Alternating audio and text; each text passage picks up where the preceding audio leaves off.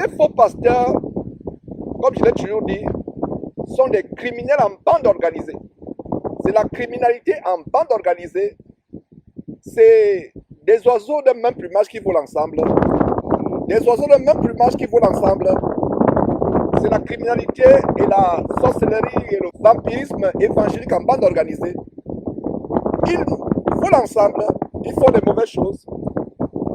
Voilà un pasteur comme Masolo Tchinassi qui vient de sacrifier sa femme. À peine 3 mois a-t-il sacrifié sa femme dans la charcuterie esthétique en Turquie. Donc voilà qu'il voudrait se remarier. Il voudrait se remarier.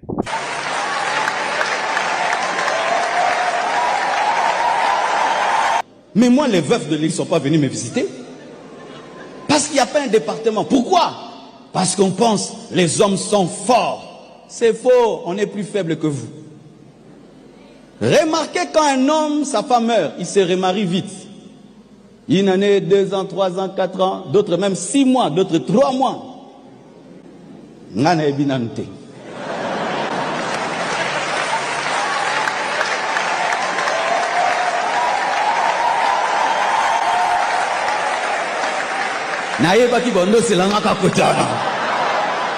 Je vous connais. Mais c'est que vrai, je n'ai pas reçu le don de célibat de Paul. Je l'ai demandé, mais ça fuit. Je n'ai pas reçu le don de célibat de Paul. Je l'ai demandé, mais ça fuit.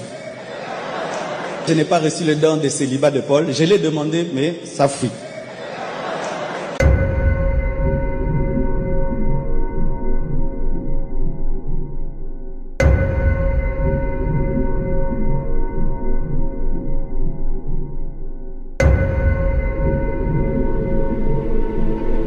Je n'ai pas reçu le don de célibat de Paul. Je l'ai demandé, mais ça fuit.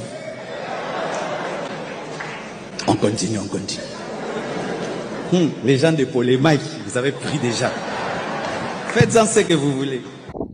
Et comme je vous l'ai toujours dit, mes frères et sœurs, ces pasteurs sont des véritables criminels.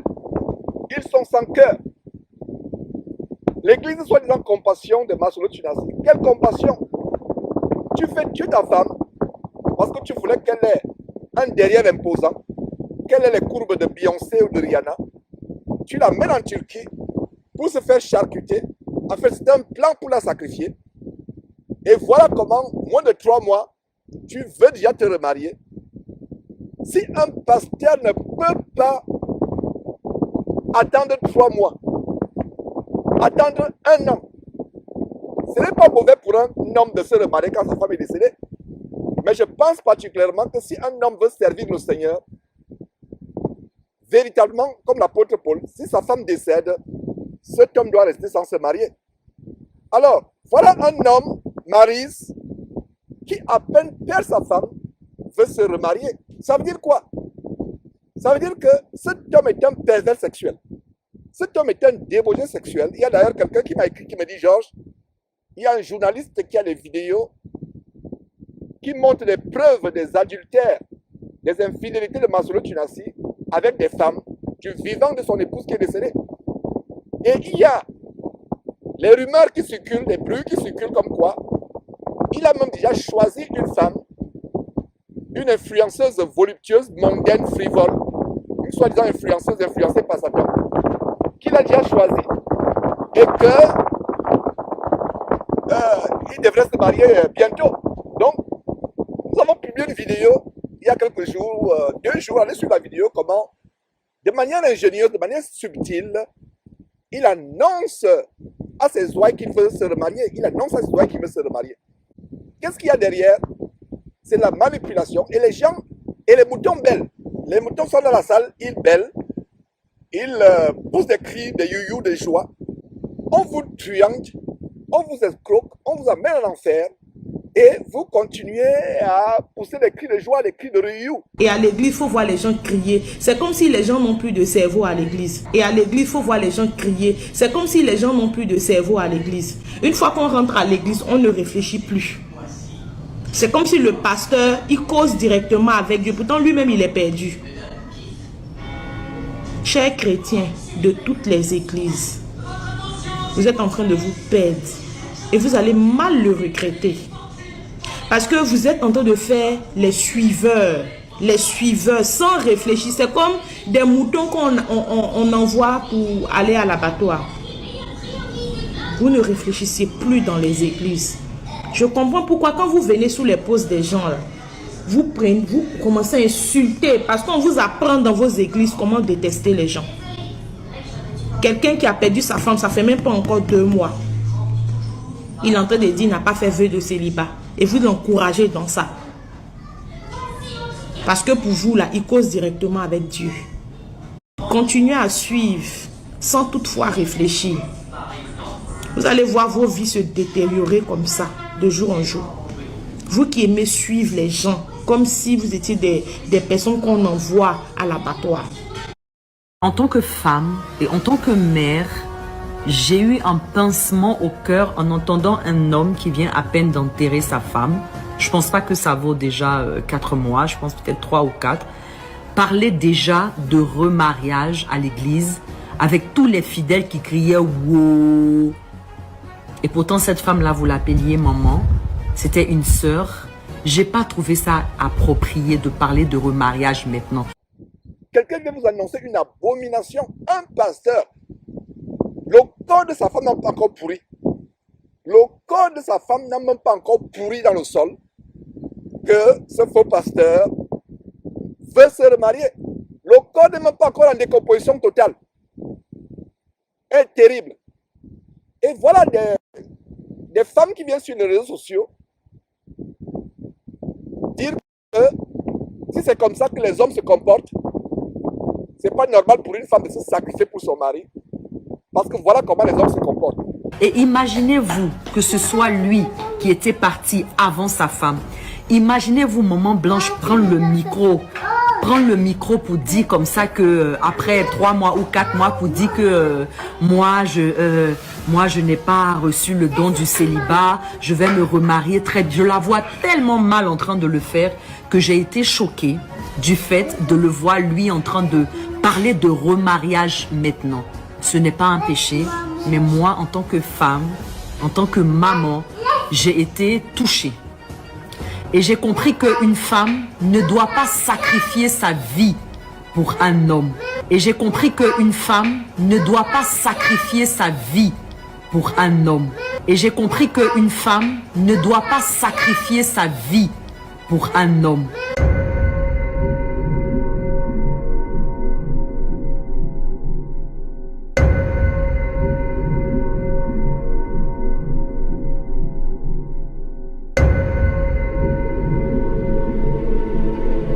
Et j'ai compris qu'une femme ne doit pas sacrifier sa vie pour un homme.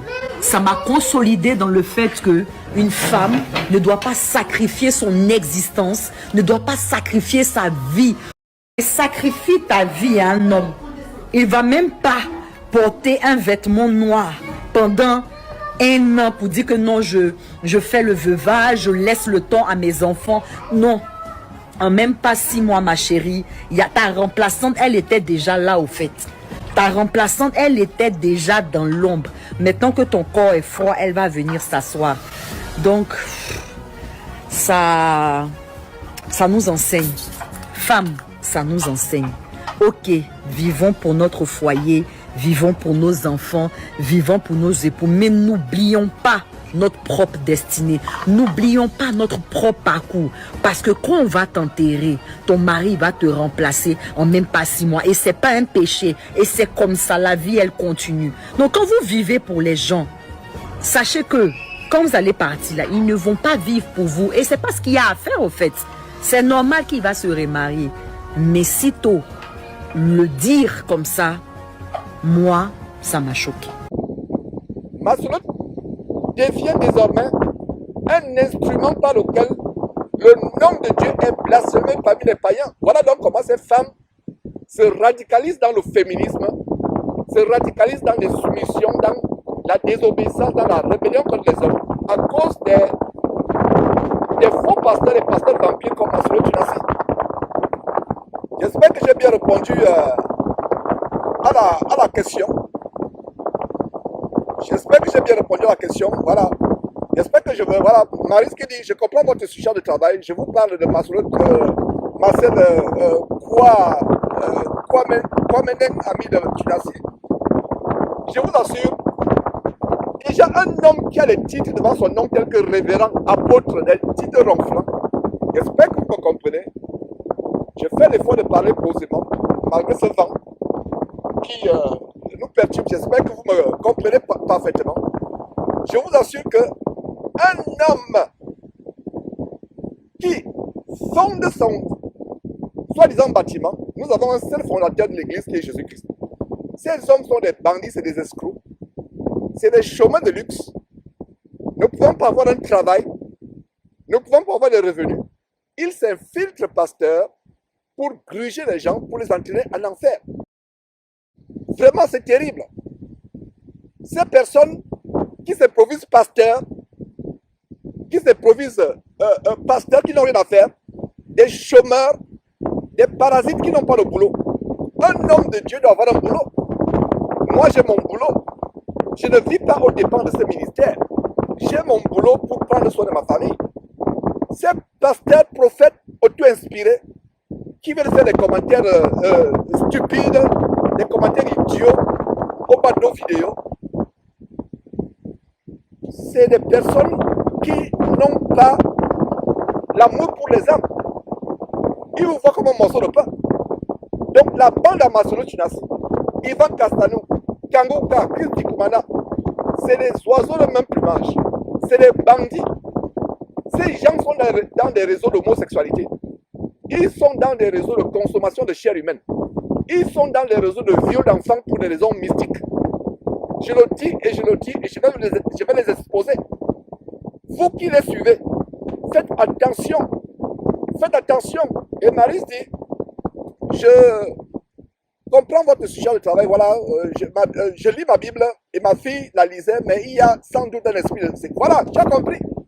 Marie, il y a un esprit de séduction derrière tout ce qui suit ces bandits. Un faux pasteur qui veut amener sa femme à devenir une poupée gonflable, l'amène en Turquie pour qu'elle ait un derrière qui ressemble au mont Kilimanjaro, pour qu'elle ait les poitrines de Beyoncé. On lui casse les deux côtes, les côtes qui sont en bas, on casse les côtes pour qu'elle soit formée, moulée comme Rihanna ou qui ont Beyoncé ou comme Kardashian. Donc un faux pasteur qui fait tuer sa femme en Turquie suite à une opération de chirurgie esthétique, pour ne pas dire charcuterie esthétique, qui veut que sa femme devienne une poupée gonflable japonaise, ou alors que sa femme devienne Kardashian. Sa femme meurt, vous continuez à suivre un tel homme, c'est que votre cerveau a été mangé. Ça veut dire que votre cerveau est rempli d'excréments de cochon. Il n'y a même plus rien à faire pour vous. Fuyez ces hommes. Fuyez ces bandits. Fuyez ces bandits. Maryse, on n'a pas besoin de se renseigner sur ces hommes. Les Marcel Kwamenen, ils poussent chaque jour comme des champignons. Chaque jour, il y a des dizaines de nouveaux prophètes sur Facebook. Chaque jour, il y a des dizaines de nouveaux prophètes. Des chômeurs de luxe qui ne travaillent pas, vivent aux dépens de leurs ouailles. Le pasteur de ma fille a fait son église sur une boîte de nuit. Mais ce n'est même pas une église. Alice, tu lis ta Bible. Cette émission a commencé avec une conversation avec toi, Maryse. Qu'est-ce qu'une église? Si tu lis ta Bible, l'église n'est pas un bâtiment. L'église n'a pas un nom. Si quelqu'un construit une église, c'est un temple de Baal, c'est un temple de Mammon. Aucun homme dans la Bible, aucun disciple de Jésus-Christ n'a construit une église physique. Il n'y a pas d'église physique.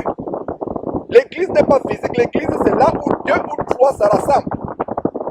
Le vent devient de plus en plus fort, j'espère que vous me comprenez. Et Maryse, ce que je comprends n'est pas important. Parce que Maryse a dit, qu'en pensez-vous? En passant, il faut me tutoyer. Parce que si nous ne voyons pas Dieu quand nous prions, qu'on va vous voyez un mortel comme moi, je sais que c'est des règles de politesse de la langue française, mais moi, il faut dire tu. Alors, ce que je pense, Marie, ce n'est pas important. Ce qui est important, c'est ce que Dieu pense dans sa Bible, dans sa parole. La Bible, la merveilleuse parole de Dieu. Donc, ce que je pense n'est pas important. C'est ce que Dieu pense qui est important. Nous devons aller dans la Bible, dans la parole de Dieu. Donner ce que la parole de Dieu nous dit. Enseigner ce que la parole de Dieu nous dit. Aucun disciple du Seigneur Jésus-Christ n'a construit l'église. Les gens vont me dire, mais il y avait un temple dans lequel Jésus entrait. Ce temple a été construit pour qui? Pour les chrétiens ou pour les gens de la religion judaïste ou judaïsante ou juive. Le temple était pour les juifs. Et Jésus-Christ a dit, détruisez ce temple, en 3 jours je le rebâtirai. Il parlait du temple de son corps. Et nous formons le corps de Christ aujourd'hui. Le corps de Christ, c'est là où deux ou trois sont assemblés. C'est ça le corps de Christ. Et nous sommes le temple. Quelqu'un fait une église. Ils disent même qu'ils sont fondateurs. Fondateurs de quoi? Le seul fondateur de notre église, c'est Jésus-Christ. Vous les entendez? Fondateur de ceci, fondateur de cela. Fondateur de ceci, fondateur de cela. Fondateur de ceci, fondateur de cela. Mais c'est terrible. Le seul fondateur, c'est Jésus-Christ. Vous entendez? Fondateur. Fondateur. Quel fondateur? La fondation de notre église, c'est Jésus-Christ. Un pasteur qui dit qu'il est fondateur de telle ou telle église, non seulement c'est un blasphème qui amène à l'enfer, il se prend pour Dieu, il se prend pour Jésus-Christ. Le Fils de Dieu, Jésus-Christ, est le seul chef, le seul fondateur de notre église. Voilà ce que je vais enseigner et que je continuerai à enseigner. C'est normal que tu sois outré, Maryse, et tout ce qui m'écoutait. C'est normal parce que ces faux pasteurs sont des bandits. Comme Véronique Lubangi qui écrit, Maslow Chinasi n'est autre qu'un faux pasteur. Pire encore, Véronique, Maslow Chinasi, c'est un sorcier. C'est un franc-maçon, lui-même il a reconnu. C'est un bandit, c'est un sorcier. C'est les gens qui doivent violer les enfants, boire le sang humain, manger la chair humaine, faire la sodomie, se faire sodomiser pour avoir ce soi-disant pouvoir. Il n'est pas seul, il y a Yves Kassanou, fils du commandant de Kangouka, Mamadou Karambiri, le PD homosexuel Joël Tatou. Ils sont nombreux. Les Kalambaï, Moïse Mbié, c'est des sorciers, c'est des oiseaux de même plumage qui volent ensemble. C'est les oiseaux de même plumage qui volent ensemble. Vous devez les fuir plus que la mort. Vous devez les fuir plus que la mort.